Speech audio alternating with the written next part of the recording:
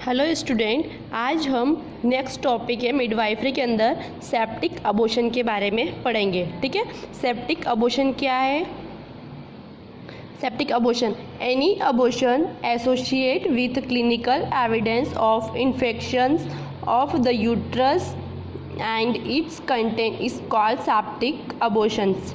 ठीक है, septic abortions क्या है? कोई भी अबॉर्शन जो एसोसिएट विथ, जुड़ा हुआ किससे है? क्लिनिकल एविडेंस से। ठीक है, क्लिनिकल एविडेंस जुड़ा हुआ है of infection of the uterus and it's content called septic abortion. Uterus के अंदर हॉस्पिटल से रिलेटेड कोई भी इन्फेक्शन हो जाता है उसे हम सेप्टिक अबॉर्शन कहते हैं। किसी भी, नेक्स्ट हिंदी में देखना, किसी भी टाइप के अबॉर्शन में इन्फेक्शियस सिम्टम्स प्रेजेंट होने पर वह अबॉर्शन सेप्टिक अबॉर्शन कहलाता है। ठीक है, किसी भी टाइप का अबॉर्शन क्या आपको मैंने डिफरेंट टाइप से पढ़ा है, कंप्लीट अबॉर्शन, इनकम्प्लीट अबॉर्शन, इस टाइप से किसी भी टाइप के अबॉर्शन में इन्फेक्शियस सिम्टम्स प्रेजेंट होने पर वह अबॉर्शन सेप्टिक अबॉर्शन कहलाता है। ठीक है, नॉर्मल अबॉर्शंस प्लस इन्फेक्शन, कोई भी नॉर्मल अबॉर्शन हो जाना है प्लस इन्फेक्शन क्या कहलाता है? Septic abortion.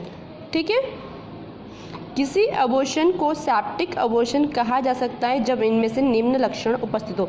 ठीक है, नीचे जो निम्न लक्षण दे रखे हैं इनमें से कोई भी प्रेजेंट हो तो इसे हम क्या कहते हैं? सेप्टिक अबॉर्शन कहा जा सकता है। फर्स्ट देखते हैं, रेगुलर 24 आवर से अधिक समय तक टेम्परेचर 100 डिग्री से अधिक हो। ठीक है, यदि रेगुलर 24 आवर्स में 100 डिग्री या इससे अधिक टेम्परेचर हो तो उसे हम क्या बोलते हैं? सेप्टिक अबॉर्शंस बोल सकते हैं। ठीक है, सेकंड क्या है? Offensive purulent vaginal discharge, vagina से कोई भी ऑफेंसिव पुरुलेंट डिस्चार्ज हो रहा है तो उसे हम सेप्टिक अबॉर्शन कह सकते हैं। लो एब्डोमिनल पेन, ठीक है, लोअर एब्डोमिनल पेन, एब्डोमिनल की लोअर पार्ट में पेन हो रहा है, एंड टेंडरनेस एंड स्वेलिंग। ठीक है, टेंडरनेस आ गई, वहाँ पे हार्डनेस हो गया एंड स्वेलिंग आ गई है। ठीक है, तो ये 3-4 क्या थे? लक्षण थे, इनके जो भी प्रेजेंट है तो इनको हम क्या कह सकते हैं? सेप्टिक अबॉर्शन कह सकते हैं। इस टाइप के अबॉर्शन के अंदर कोई भी नॉर्मल अबॉर्शन होना, उसके अंदर इन्फेक्शन हो जाना सेप्टिक अबॉर्शन कहलाता है। ठीक है, अब हम इसकी पढ़ते हैं इटियोलॉजी। सेप्टिक अबॉर्शन की क्या इटियोलॉजी है? सेप्टिक अबॉर्शन में होने वाला इन्फेक्शन वजाइना में प्रेजेंट माइक्रोब्स के कारण होता है। ठीक है, सेप्टिक अबॉर्शन होने वाला जो इन्फेक्शन हो किसके कारण होता है? जो वजाइना में माइक्रोब्स प्रेजेंट होते हैं उनके कारण होता है। कौन कौन से माइक्रोब्स है? फर्स्ट देखते हैं, स्टेफिलोकोकस, स्ट्रेप्टोकोकस, इकोलाई। ये सारे माइक्रोब्स जो वजाइना के अंदर प्रेजेंट है और इनका इन्फेक्शन होने से क्या होता है? सेप्टिक अबॉर्शन हो जाता है। क्लियर? नेक्स्ट इटियोलॉजी पढ़ते हैं, इलीगल इंड्यूस अबॉर्शन। ठीक है, कोई भी इलीगल तरीके से अबॉर्शन को इंड्यूस करवा रहा है तो वो भी एक इटियोलॉजी है सेप्टिक अबॉर्शन की। थर्ड पढ़ते, असेप्टिक टेक्निक का यूज़ करने से, जब अबॉर्शन करवा रहे हैं तो असेप्टिक टेक्निक का यूज़ कर रहे हैं, प्रॉपर ग्लव्स का यूज़ नहीं कर रहे हैं, ग्लव्स गाउन का, तो वो क्या करेगा? सेप्टिक अबॉर्शन को कॉज करेगा। इनकम्प्लीट इवैक्यूएशन, ठीक है, हम D&C प्रोसीजर करते हैं, डायलेशन इन इवैक्यूएशंस, तो इनकम्प्लीट इवैक्यूएशन किया है, सही से क्लीनेस नहीं किया है तो वो भी क्या करेगा? सेप्टिक अबॉर्शन को कॉज करेगा। बॉडी में पहले इन्फेक्शन होने पर, जैसे TB, न्यूमोनिया, डर्मेटाइटिस, बॉडी में पहले से ही कोई इन्फेक्शन प्रेजेंट है तो वो भी क्या करेगा? सेप्टिक अबॉर्शन को कॉज करेगा। ठीक है, 6 नंबर पढ़ते हैं, मदर का हेल्थ स्टेटस निम्न होने पर। ठीक है, मदर का हेल्थ स्टेटस इनमें से यदि कोई भी है तो वो भी सेप्टिक अबॉर्शन को कॉज करेगा। Malnutrition, anaemia and heart disease, इनमें से कोई भी कंडीशन है तो वो क्या करेगी? सेप्टिक अबॉर्शन को कॉज करेगी। क्लियर हमारी इटियोलॉजी? नेक्स्ट हम पढ़ते हैं क्लिनिकल फीचर्स। क्या इनके क्लिनिकल फीचर्स रहेंगे सेप्टिक अबॉर्शन के? ठीक है, तो फर्स्ट है history of illegal induce abortion. सबसे पहले हम क्लिनिकल फीचर्स के अंदर यही बताया कोई कि पुरानी हिस्ट्री है इलीगल इंड्यूस अबॉर्शन। ठीक है, नेक्स्ट देखते हैं, abortion by untreated persons, abortions by untrained person, कोई भी अनट्रेंड पर्सन है जो अबॉर्शन करवा रहा है तो वो भी सेप्टिक अबॉर्शन को कॉज कर रहा है, क्योंकि वो अनट्रेंड है, उसको आइडिया ही नहीं है कि कौन कौन सी सेप्टिक टेक्निक का यूज़ करना है, तो अबॉर्शन क्या कहलाएगा? Septic abortion. नेक्स्ट देखना, 24 आवर तक पायरेक्सिया, किसी को कंटिन्यू 24 आवर्स तक पायरेक्सिया तो वो भी क्लिनिकल फीचर्स है सेप्टिक अबॉर्शन का। ऑफेंसिव पुरुलेंट वजाइनल डिस्चार्ज, यदि किसी को ऑफेंसिव वजाइनल का डिस्चार्ज हो रहा है तो वो भी क्लिनिकल मैनिफेस्टेशन किसका है? सेप्टिक अबॉर्शन का। एब्डोमिनल पेन, ओबेस होगा ही सही, टेकिकार्डिया, पल्स रेट ज़्यादा हो जाएगी सेप्टिक अबॉर्शन के अंदर। फीवर है तो उसकी पल्स रेट ज़्यादा हो जाएगी, तो क्या कहेंगे, tachycardia.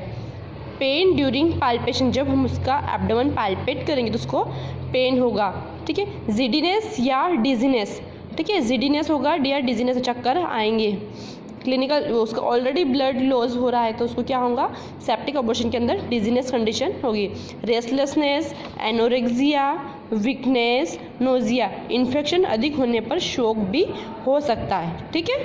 Clear, clinical features clear कर लिए। उसके बाद हम पढ़ते हैं क्लिनिकल ग्रेडिंग बाय इन्फेक्शन, ठीक है। जो इन्फेक्शन है उसको एक ग्रेड दिया गया है अलग अलग कंडीशन पर कि कितनी अमाउंट में हुआ है, तो वो क्लिनिकल ग्रेडिंग के बारे में हम पढ़ेंगे। तो 3 ग्रेड दिए, grade first, grade second, grade third. तो ग्रेड फर्स्ट के अंदर पढ़ेंगे, इसमें इन्फेक्शन की यूनिट यूट्रस तक रहती है, यह प्रायः स्पॉन्टेनियस अबॉर्शन होता है, ठीक है। इसमें इन्फेक्शन कहाँ तक रहता है, यूट्रस तक ही रहता है, यह प्रायः स्पॉन्टेनियस अबॉर्शन से रिलेटेड होता है, ठीक है। जो स्पॉन्टेनियस अबॉर्शन हुआ है उससे रिलेटेड है और इसकी यूनिट कहाँ है, यूट्रस तक ही है, ठीक है। तो उसको ग्रेड फर्स्ट दिया है। इन्फेक्शन तो हुआ है बट एक लिमिटेड एरिया में है, यूट्रस के अंदर ही है।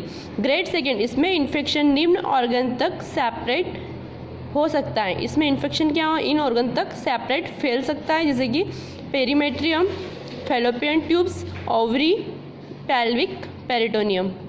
ग्रेड थर्ड, इस कंडीशन में इन्फेक्शन पूरी बॉडी तक स्प्रेड हो जाता है, इससे generalised peritonitis and acute renal failure जैसे सिम्टम्स अपेयर होते हैं, ठीक है। Third condition is severe condition है। इस कंडीशन में इन्फेक्शन पूरी बॉडी तक स्प्रेड हो जाता है, पूरी बॉडी में फैल जाता है, इसमें generalised peritonitis, acute renal failure भी होती है, ठीक है। 3 ग्रेड दी हमने क्लिनिकल ग्रेडिंग ऑफ इन्फेक्शन की, grade first, grade second and grade third, तीनों के बारे में क्लियर। अब हम पढ़ते हैं डायग्नोसिस। कौन कौन से डायग्नोसिस हम कंफर्म करेंगे कि सेप्टिक अबॉर्शन है। सबसे पहले हिस्ट्री कलेक्शन, पेशेंट की हिस्ट्री कलेक्ट करेंगे एंड फिजिकल एग्जामिनेशन, पेशेंट का पूरा head to toe physical examination करेंगे, ठीक है। थर्ड है by sign and symptoms, sign and symptoms के अकॉर्डिंग भी हम डायग्नोस कर लेंगे कि यह सेप्टिक अबॉर्शन है नहीं, ठीक है। Vaginal and cervical swap culture, हम लैब के अंदर vaginal and cervical swap culture भेजेंगे, ठीक है। नेक्स्ट देखते हैं ब्लड एग्जामिनेशंस फॉर, कौन कौन से करेंगे, HB, ESR, ठीक है, ESR, erythrocyte, sedimentation rate and last क्या है, USG। इन सभी डायग्नोस, इन सारे जो है इनके थ्रू हम पता कर लेंगे कि ये सेप्टिक अबॉर्शन है, ठीक है। Clear diagnosis and clinical grading bye infection, 3 grade है, फर्स्ट सेकेंड थर्ड, तीनों ग्रेड समझ में आने चाहिए। इसका मैनेजमेंट इन ग्रेड के अकॉर्डिंग ही है, ठीक है।